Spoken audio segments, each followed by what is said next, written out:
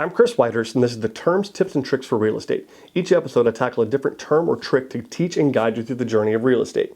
Go ahead and subscribe and ring the notifications bell. There's a new one of these episodes each week. This is episode 75. We're talking about the state excise tax. We're actually in a three-part series. This is part 2 on taxes.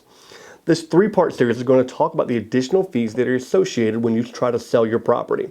The full amount is broke down in your seller estimated net sheet in episode 47 and the closing disclosure from episode 19.